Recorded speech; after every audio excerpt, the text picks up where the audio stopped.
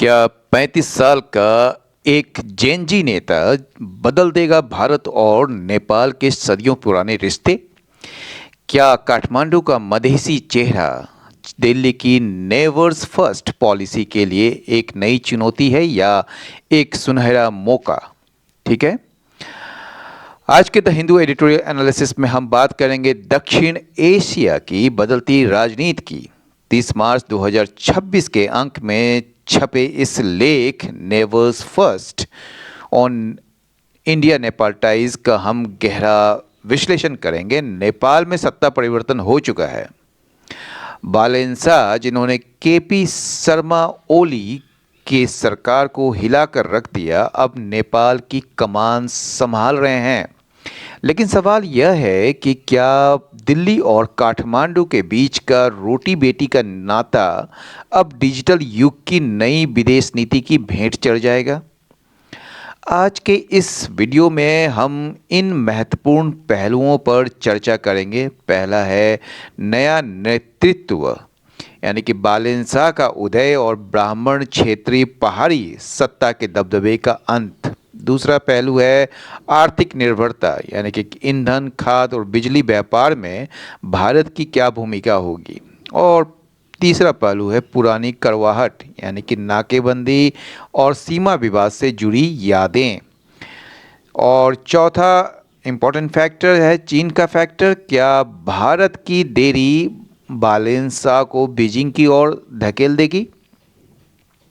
Editorial कहता है कि भारत को अब फूंक फूंक कर कदम रखने की ज़रूरत है। तो चलिए बिना देर किए शुरू करते हैं आज के जो एनालिसिस है उसको।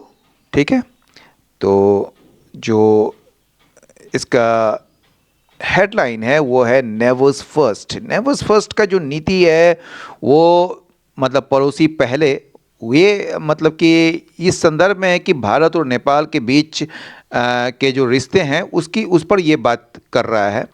ये दर्शाता है कि दक्षिण एशिया में स्थिरता के लिए नेपाल के साथ संबंध सुधारना भारत की प्राथमिकता होनी चाहिए।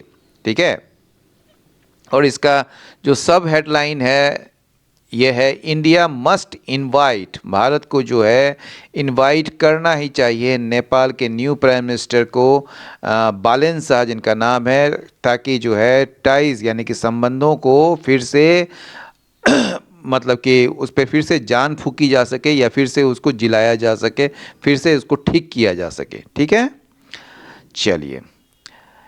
In an exchange of early messages, कह रहा है कि जो अर्ली मैसेजेस हैं, जो यानी कि आप कह सकते हैं जो संदेशों के जो शुरुआती आदान प्रदान में जो है prime minister Narendra Modi and Nepal के जो newly sworn in prime minister Balendra Balen Shah, ठीक है, यानी कि जो हमारे जो प्रधानमंत्री हैं नरेंद्र मोदी और नेपाल के जो नवनियुक्त सॉर्न इन का मतलब हो गया जो अभी उनको मतलब कि क्या कहेंगे उसको, जो है एक तरीके से शपथ दिलाया गया है, तो इसको नवनियुक्त ही कहिए।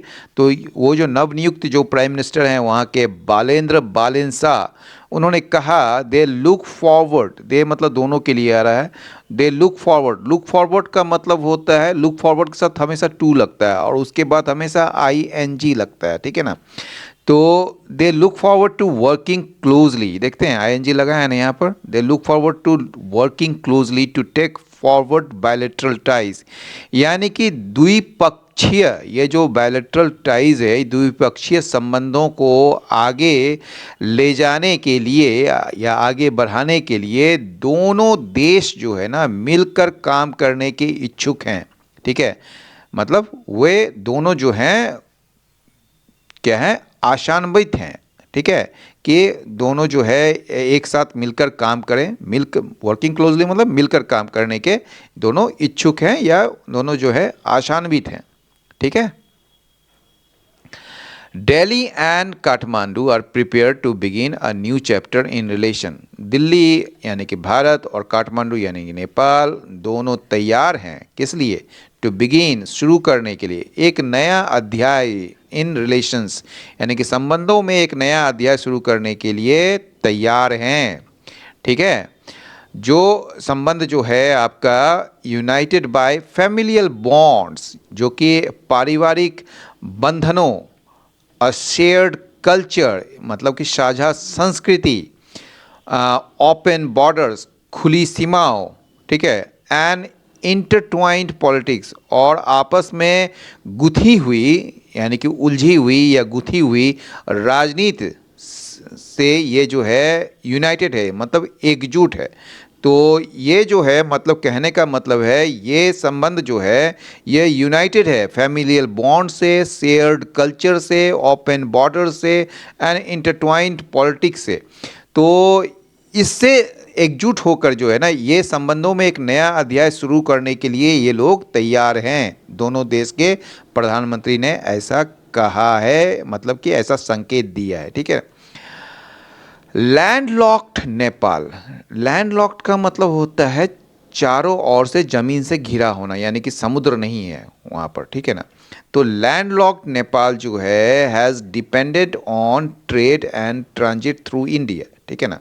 वो जो है ये नेपाल जो है ये ट्रेड यानी कि व्यापार और पारगमन जो पारगमन जिसको कहते हैं ट्रांजिट, उस पर जो निर्भर करता है ये किसके माध्यम से, ये इंडिया के ही माध्यम से, मतलब कि भारत के ही माध्यम से जो है, ठीक है, व्यापार और पारगमन पर निर्भर रहा है नेपाल, ठीक है ना। विथ इंडियाज प्लान, जिसमें जो है भारत का जो योजना है वो क्या है, for an energy grid. Energy grid समझते हैं, एनर्जी ग्रिड मतलब कि एक ऐसा बिजली का जो एक जाल बिछाया जा रहा है, ठीक है, जिसमें जो है मतलब वहाँ से जो है इंडिया को सप्लाई होगा, तो इससे जो है पैसे आएंगे नेपाल में। तो जिसमें जो इंडिया का प्लान्स है for energy grid in the region में, इस रीजन में, इस क्षेत्र में, ये एक इम्पॉर्टेंट चैनल है, एक महत्वपूर्ण माध्यम है for Nepals hydro power exports and revenues, ठीक है। यानी कि नेपाल का जो हाइड्रो पावर है, हाइड्रो पावर समझते हैं, जल विद्युत जो होता है, ठीक है। तो जल विद्युत निर्यात और राजस्व के लिए एक महत्वपूर्ण साधन है या माध्यम है, ठीक है। Like many farmer leaders of Nepal, कह रहा है कि मतलब कि लाइक का मतलब यहाँ पे जैसे, ठीक है ना। तो लाइक मैनी फॉर्मल जो फॉर्मर, ठीक है, like many farmer leaders of Nepal, यानी कि जो वहाँ के कई सारे जो पूर्व नेताओं की तरह या जैसे, ठीक है, मिस्टर शाह जो हैं वो इंडिया में ही पढ़ाई किए हैं, ठीक है ना, studied in India.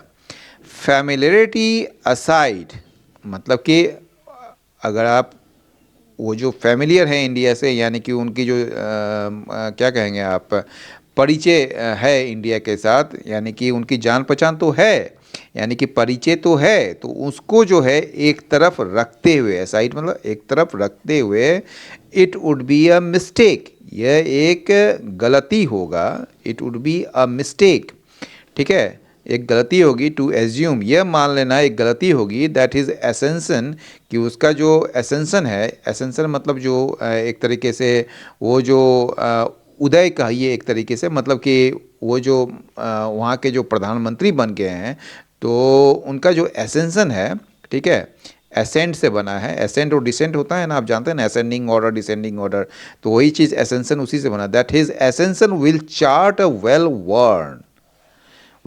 Well worn and predictable course between the two countries. मतलब ये मान लेना एक गलती होगी कि उनका जो उदय प्रधानमंत्री के रूप में दोनों देशों के बीच एक पुराने और अनुमानित रास्ते पर चलेगा, ठीक है ना।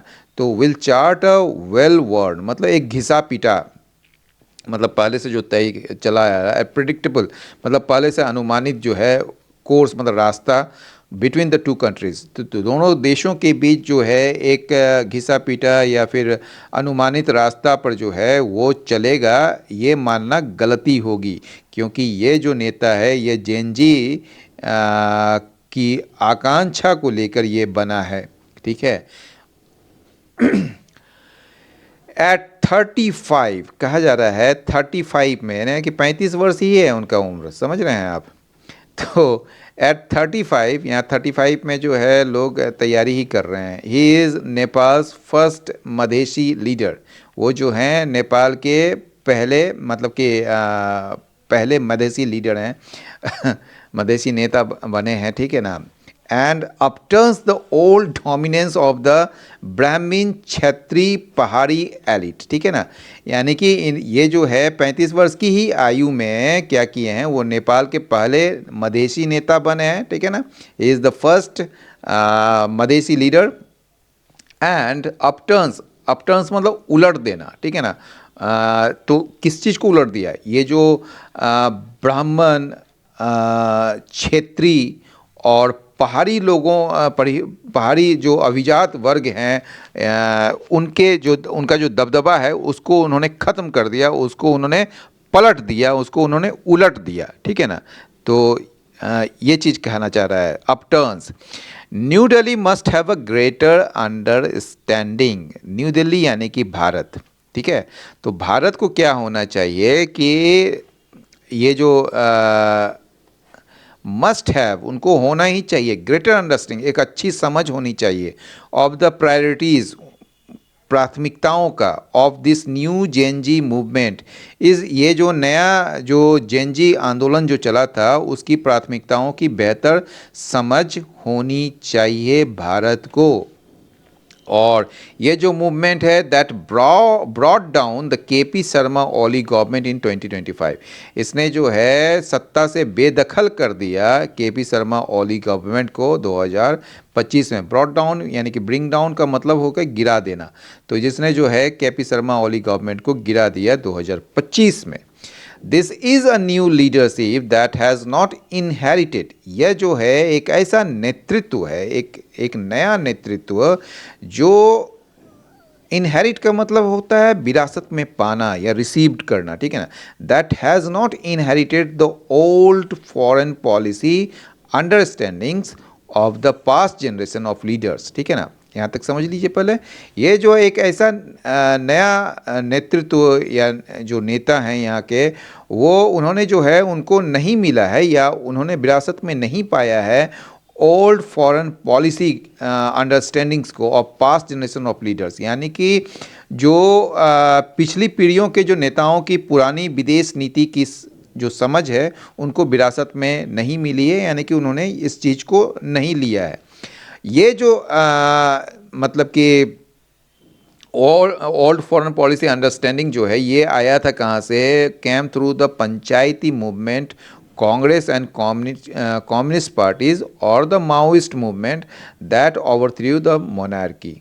ये जो आया था ये पंचायती आंदोलन हुआ कांग्रेस और कम्युनिस्ट पार्टियों से, और जो वहाँ के जो मोनार्की यानी कि राजशाही को उखाड़ फेंकने वाला जो माओवादी आंदोलन हुए थे उसी से आए थे ये चीज़, ठीक है। और ये जो ओल्ड फॉरेन पॉलिसी अंडरस्टैंडिंग्स को जो है ये नया लीडरशिप जो है उसको रिसीव नहीं किया है, उसको, उनको विरासत में ये चीज़ नहीं मिली है। तो ये एक नए सोच के साथ आ रहे हैं, ठीक है ना, या आए हैं। इन दैट केस या इन दैट सेंस, उस अर्थ में जो है क्या हो गया ये, the Shah governments foreign policy, ये जो शाह गवर्नमेंट की जो फॉरेन पॉलिसी होगी including it's ties with China and US, जिसमें जो है चाइना और अमेरिका के साथ इसके संबंध भी शामिल है, और साथ ही साथ जो है as well as the overarching relationship with India, साथ ही साथ जो है भारत के साथ व्यापक संबंध भी शामिल है, ठीक है। Is yet to be formalised, इसे अभी औपचारिक रूप दिया जाना बाकी है। Is yet to be formalised, yet मतलब अभी बाकी है, टू बी फॉर्मलाइज्ड करना, ठीक है ना, औपचारिक रूप देना अभी बाकी है। आगे बढ़ते हैं। इन द पास्ट डिकेड, मतलब कि पिछले दशक में यानी कि पिछले 10 सालों में India has increased its development assistance to Nepal, Bharat ने क्या किया है कि नेपाल को अपनी विकास सहायता बढ़ाई है, ठीक है ना, यानी कि विकास करने में उसने अपनी सहायता दी है नेपाल को।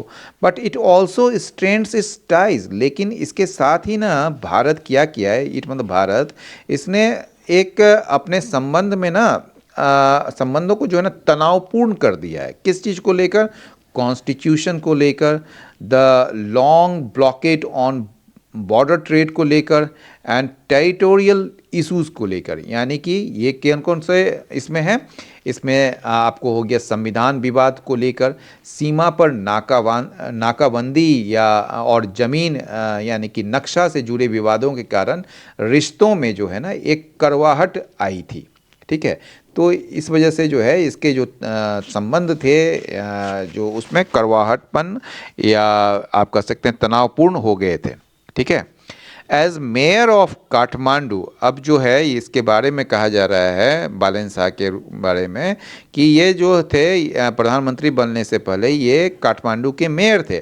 तो मिस्टर शाह जो हैं वॉज नॉन, वो जाने जाते थे फॉर हिज ओवर्ट नेशनलिज्म, यानी कि एक क्या कहेंगे, एक खुले राष्ट्रवाद या आप कह सकते हैं प्रखर या प्रत्यक्ष राष्ट्रवाद के लिए वो जाने जाते थे।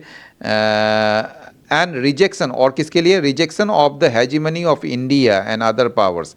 ठीक है, जो भारत और अन्य शक्तियों के आधिपत्य की अस्वीकृति, स्वीकृति नहीं अस्वीकृति, मतलब उसको रिजेक्शन के लिए वो जाने जाते थे कि हम किसी का हेजिमनी स्वीकार नहीं करेंगे। While is use of a map, जबकि उसका जो एक मैप का इस्तेमाल करना, ग्रेटर नेपाल के मैप का, यानी कि ये बड़ा एक विवादास्पद एक मुद्दा है। ये ग्रेटर नेपाल के मानचित्र को जो है उन्होंने जो उपयोग किया है वो उसमें जो है गोरखालैंड की भी बात करी, जिसमें कि कुछ हिस्सा जो है आपको उत्तराखंड और हिमाचल प्रदेश का भी आता है। ठीक है, तो उसकी भी बात कर रहा है ये। ठीक है, तो वही कह रहा है कि जबकि उनके द्वारा जो ग्रेटर नेपाल के जो मानचित्र है, जो नक्शा है, उसका इस्तेमाल करना या उसका उपयोग जो है ये क्या कर रहा है, हैड बीन रेड का मतलब यहाँ पढ़ा जाना नहीं, यहाँ पर कंसीडर करना, इसको देखा गया। ठीक है, विथ सम कंसर्न, कुछ चिंता के साथ, इन न्यू दिल्ली, यानी कि ये नई दिल्ली में, यानी कि भारत के लिए कुछ चिंता की विषय थी। ठीक है, आगे बढ़ते हैं। ठीक है, the Modi government should trade lightly, अब कह रहा है कि मोदी गवर्नमेंट को जो है वो क्या करना चाहिए, बड़ा मतलब कि सावधानी पूर्वक जो है वो आगे बढ़ना चाहिए। ट्रेड का मतलब कदम उठाना, एक तरीके से बढ़ना, चलना। लाइटली का मतलब यहाँ हल्का नहीं, यहाँ पर सावधानी पूर्वक चलना। ठीक है, एंड पॉजिटिवली, और सकारात्मक रूप से चलना। ठीक है ना, यानी कि अब जो है मोदी सरकार को सावधानी से और सकारात्मक रूप से आगे बढ़ना चाहिए।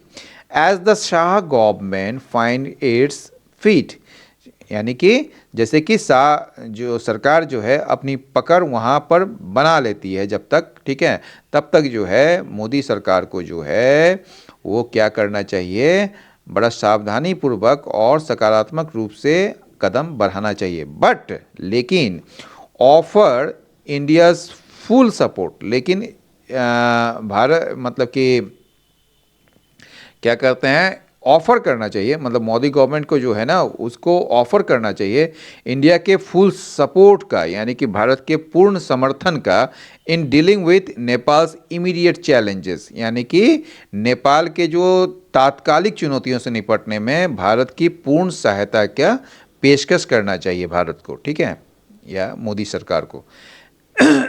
Among those are the impacts, यहाँ पर दोज किसके लिए आया पता है आपको, ये दोज जो है ये चैलेंजेस के लिए आया, मतलब उन चैलेंजों में से जो है वो क्या है, the impacts of the war. ठीक है ना, तो among those are the impacts of the war. ठीक है, उनमें से जो है पश्चिम एशिया में जो है युद्ध के प्रभाव भी शामिल है या सब शामिल है। ठीक है, among those are the impacts of the war in West Asia. ठीक है ना, where Nepal will need help, जहाँ पर जो है नेपाल को मदद की ज़रूरत होगी, किसके संबंध में, with fuel and fertiliser imports. ठीक है, यानी कि फ्यूल मतलब हो गया ईंधन, और फर्टिलाइजर मतलब उर्वरक। तो ईंधन और उर्वरक के जो आयात के संबंध में जो है नेपाल को मदद की ज़रूरत होगी, जिसके लिए भारत जो है उसको मदद कर सकता है। ठीक है, अप्रॉक्सीमेटली 14% ऑफ द पॉपुलेशन, कहा जा रहा है लगभग, ठीक है, अप्रॉक्सीमेटली मतलब लगभग 14% जो है नेपाल की जो आबादी है, लगभग मतलब कि 3.5 मिलियन, वो बाहर काम करते हैं, मतलब विदेश में काम करते हैं। And the country is dependent, और जो नेपाल जो है, कंट्री नेपाल के लिए है, वो निर्भर है ऑन रेमिटेंसेस। रेमिटेंसेस मतलब जो विदेश से जो पैसे आ रहे हैं, जो मतलब विदेश में काम करने वाले जो लोग हैं वो जो भेजते हैं, उसको रेमिटेंसेस कहा जाता है। तो जो वो डिपेंडेंट है, कंट्री जो है वो डिपेंडेंट है रेमिटेंसेस पर और टूरिज़्म रेवेन्यूज़ पर, जो पर्यटन से जो पैसे आते हैं उस पर जो है वो निर्भर है। New Delhi could also reconsider request. New Delhi यानी कि भारत जो है वो क्या कर सकता है, वो रिकन्सिडर कर सकता है, पुनर्विचार कर सकता है रिक्वेस्ट का, यानी कि क्या कहेंगे, वो अनुरोधों का जो उनके प्रीवियस नेपाली गवर्नमेंट से आए थे। वो किसके संबंध में थे? To allow overflight for new Nepali airports, यानी कि नेपाली जो हवाई अड्डों के लिए ना ओवर फ्लाइट के लिए अनुमति देना, ठीक है, मतलब उसका हवाई रास्ता देना भारत से, और reduce restrictions on purchasing Nepali power produced with third country assistance, ठीक है ना, यानी कि तीसरे देशों मतलब तीसरे देशों के जो सहायता से जो वहाँ पर नेपाली बिजली जो पैदा की जा रही है उसको परचेज करने में जो आपका मतलब कि प्रतिबंध है उसको कम करना, and to update the bilateral friendship treaty, और क्या करना, अपडेट करना, अद्यतन करना या आधुनिक बनाना, किस चीज़ को, जो बायलैटरल यानी कि द्विपक्षीय जो मित्रता जो संधि है उसको मतलब कि अपडेट करना, उसको आधुनिक बनाना, अद्यतन करना, वो शामिल है। तो आपने देखा कि ये जो है अलाउ, रिड्यूस और अपडेट, ये तीनों जो है इन्फिनिटिव है, और इसी से जुड़ा हुआ है कि न्यू दिल्ली को जो है ना वो रिकन्सिडर करना चाहिए रिक्वेस्ट्स को। कई सारे रिक्वेस्ट हैं जो कि नेपाली गवर्नमेंट से आए हैं, उसमें एक रिक्वेस्ट है ओवरफ्लाइट जो है उसको अलाउ करना नेपाली एयरपोर्ट से, फिर रेस्ट्रिक्शंस को कम कर देना नेपाली पावर यानी कि नेपाली बिजली खरीदने से संबंधित, जो कि थर्ड कंट्रीज़, यानी थर्ड कंट्रीज़ मतलब कि यहाँ पर ये है कि जैसे चाइना के माध्यम से जो वहाँ पर प्रोड्यूस किया जा रहा है, and to update the bilateral friendship treaty के लिए, ठीक है ना। Differences delayed New Delhi is invitation, ठीक है, यानी कि जो डिफरेंसेस जो मतभेद जो थे ना, जो मतभेद थे, उसने क्या किया, न्यू दिल्ली के जो भारत का जो इनविटेशन है, भारत का एक तरीके से न्योता जो है 2024 में जो मिस्टर ओली को दिया जाना था, उसमें देरी हो गई, ठीक है, मतभेद की वजह से, अपॉन हिज इलेक्शन, यानी कि उनके इलेक्शन होने पर, यानी कि उनको चुने जाने पर, यानी कहने का मतलब है कि पूर्व जो निर्वाचित जो पीएम थे ओली, उनको निमंत्रण देने में देरी हो गई ये मतभेद के कारण, यानी कि डिफरेंसेस जो है ना डिले कर दिया न्यू दिल्ली के इनविटेशन को इन 2024 में टू मिस्टर, ये इनविटेशन जो जाना था, इनविटेशन का टू लगता है जिसको देना होता है, तो मिस्टर ओली को उसके इलेक्शन में, उसको निर्वाचन होने में, ही इवेंचुअली विजिटेड बीजिंग फर्स्ट, तो उसने जो है अंततः वो जो है बीजिंग में ही मतलब कि वो चीन चले गए, यानी कि बीजिंग का दौरा किया अंततः, ठीक है ना। इट इज़ टाइम, तो कहा रहा है ये एडिटोरियल कि यह समय है कि आप जो है जल्द से जल्द इनवाइट करें मिस्टर शाह को कि वो दिल्ली आए एट द अर्लीस्ट, जल्द से जल्द, and for Delhi and Kathmandu, और भारत और नेपाल के लिए जो है वो आगे बढ़े, forward to move forward, putting neighbours first in South Asia, यानी कि साउथ एशिया में, यानी कि दक्षिण एशिया में जो है ना जो दिल्ली और काठमांडू जो हैं, यानी कि भारत और नेपाल जो है, दोनों के लिए जो है दक्षिण एशिया में पड़ोसी पहले को, जो पड़ोसी पहले का जो नीति है ना उसको रखते हुए आगे बढ़ने के लिए जो है ये कदम उठाना चाहिए जल्द से जल्द। तो एडिटोरियल का जो आज का नेवर फर्स्ट का जो क्या कहेंगे आप, जो पड़ोसी पहले का जो सार ही है कि नेपाल के साथ हमारे रिश्ते सिर्फ भूगोल से नहीं बल्कि भावनाओं और साझा भविष्य से जुड़े हैं। बालेंसा का उदय नेपाल की नई सोच का प्रतीक है और भारत के लिए यह अपनी पड़ोसी पहले की नीति को साबित करने का सबसे सही समय है। क्या दिल्ली की यह नई पहल काठमांडू के साथ पुराने घावों को भर पाएगी? यह आने वाला वक्त ही बताएगा। ठीक है, आपको क्या लगता है, क्या वालेंसा का मधेसी बैकग्राउंड और भारत और नेपाल के बीच एक मजबूत पुल का काम करेगा, या उनके पुराने राष्ट्रवादी बयान रिश्तों में फिर से खटास ला सकते हैं? अपनी राय के नीचे कमेंट बॉक्स में जरूर साझा करें। अगर आपको आज का यह लाइन बाय लाइन विश्लेषण, कठिन शब्दों के अर्थ और व्याकरण की यह जानकारी पसंद आई हो तो इस वीडियो को लाइक करें। ऐसे ही गंभीर अंतर्राष्ट्रीय विषयों और एडिटोरियल एनालिसिस के लिए हमारे चैनल को सब्सक्राइब करना ना भूलें और बेल आइकन जरूर दबाएं। तो विदा लेने से पहले एक बार वर्ड्स की तरफ भी देख लेते हैं। इंटरट्वाइंड का जो मतलब होता है आपस में गहराई से जुड़ा हुआ या गुथा हुआ, ठीक है ना। इंटरलिंक्ड, इंटवाइंड या फिर आपको कनेक्टेड। इसका एंड हो जाएगा डिटेच्ड, सेपरेटेड या फिर डिस्कनेक्टेड। एसेंशन का जो मतलब होता है सत्ता या ऊंचे पद पर आसीन होना, उदय होना, राइज, एलिवेशन या क्लाइंबिंग। इसका एंड हो जाएगा डिसेंट, फॉल या डिक्लाइन। एलिट का मतलब होता है समाज का सबसे शक्तिशाली या प्रभावशाली वर्ग, ठीक है ना। एलिट, एरिस्टोक्रेसी, नोबिलिटी या फिर वेस्ट। इसका एंड हो जाएगा कॉमनर्स, मासेस या लोअर क्लास। इनहेरिटेड का मतलब पूर्वजों या पिछले लोगों से कुछ विरासत में मिलना, रिसीव्ड, एक्वायर्ड या हैंडेड डाउन, ठीक है। एंड हो जाएगा फॉरफिटेड, गिवन, लॉस्ट, ठीक है। फॉर्मलाइज्ड का मतलब किसी चीज़ को कानूनी या औपचारिक रूप देना, वैलिडेटेड, स्टैंडर्डाइज या अप्रूव्ड। एंड हो जाएगा इनफॉर्मल, कैजुअल या रैंडम।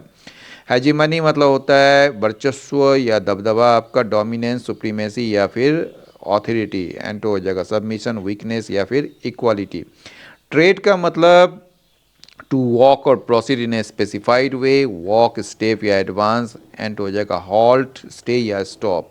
रेमिटेंस का मतलब विदेश में काम करने वाला व्यक्ति जो है उसके द्वारा अपने देश भेजा गया पैसा, पेमेंट, ट्रांसफ़र या अलाउंस। एंड हो जाएगा डेट, विड्रॉल या एक्सपेंस। ओवरआर्किंग मतलब बहुत व्यापक, जो हर चीज़ को प्रभावित करे, comprehensive, overall, all encompassing. And हो जाएगा स्पेसिफिक, नैरो या लिमिटेड। स्ट्रेंथ का मतलब तनावपूर्ण होना, टेंस, फ्रिक्शनल या फिर अनईजी। एंड हो जाएगा फ्रेंडली, कॉर्डियल या फिर हारमोनियस। टेरिटोरियल मतलब होता है जमीन या क्षेत्र के अधिकार संबंधित, रीजनल, जियोपॉलिटिकल या प्रोविंशियल। एंड हो जाएगा इंटरनेशनल, ग्लोबल या फिर यूनिवर्सल। ओवर्ट का मतलब प्रत्यक्ष या साफ साफ दिखाई देने वाला, मैनिफेस्ट, ऑब्वियस या प्लेन। एंड हो जाएगा कवर्ड, हिडन या फिर सीक्रेट। प्रोज का मतलब साधारण गद्य या भाषा, टेक्स्ट, कंपोजिशन या राइटिंग। एंड हो जाएगा पोइट्री, वर्स या फिर लिरिक्स। साइनो इडियम्स एंड फ्रेजेस देख लेते हैं। फाइंड वंस फीट का मतलब होता है to become confident and familiar with a new situation, यानी कि अपना पैर जमाना या नई स्थिति में आत्मविश्वास पाना। It will take a few months for the new prime minister to find his feet in international diplomacy, यानी कि नए जो प्रधानमंत्री हैं उनको अंतर्राष्ट्रीय कूटनीति में अपने पैर जमाने में कुछ महीने लगेंगे।